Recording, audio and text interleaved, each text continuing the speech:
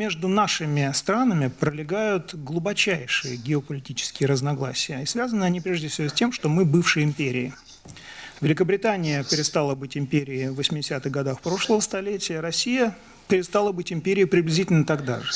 У нас есть определенные родовые травмы, с которыми мы сталкиваемся, и которые мешают нам быть друзьями. Мы изначально враги, противники, оппоненты, и всегда были ими.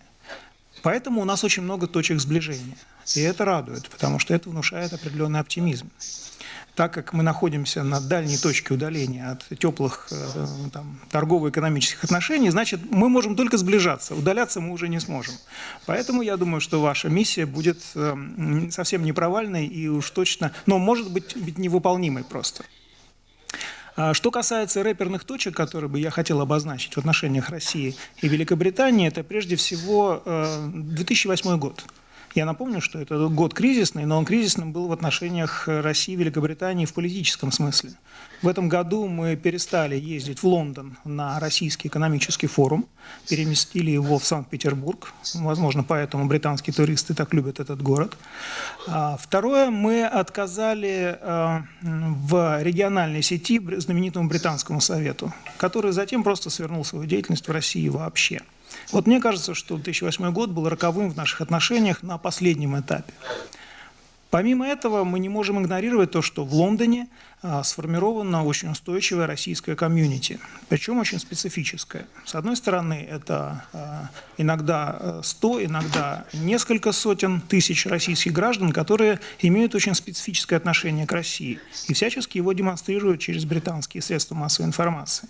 Я имею в виду, конечно, бизнесменов, которые считают себя политическими эмигрантами, но на самом деле являются просто нашкодившими в России предпринимателями, но которых Великобритания ни в коем случае, что называется, не выдает. И среди этих бизнесменов мы наблюдаем людей, которые сейчас спонсируют российскую несистемную оппозицию, которая находится в крайне неконструктивной позиции к российским властям и даже к российскому обществу. Я имею в виду Андрея Бородина, я имею в виду Евгения Чичваркина, людей, которые ведут себя очень странно.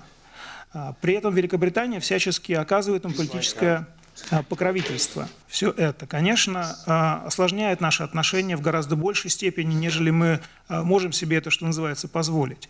Тем более, что британская пресса довольно активно и совершенно непосредственно указывает на то, что Россия виновна чуть ли не во всех бедах, которые можно только себе представить.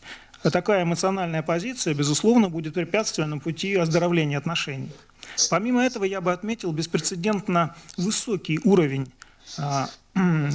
активности британских спецслужб в российском обществе, и в частности на Северном Кавказе, в очень чувствительные моменты, когда у нас был конфликт федерального центра и некоторых северокавказских регионов.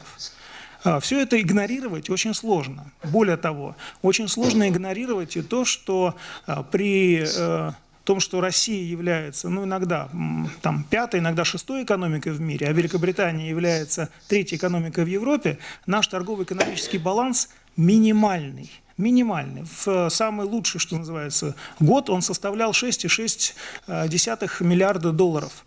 Это был 2013 год. И после ситуации на Украине он рухнул в 3 раза, до 2,2 миллиарда долларов.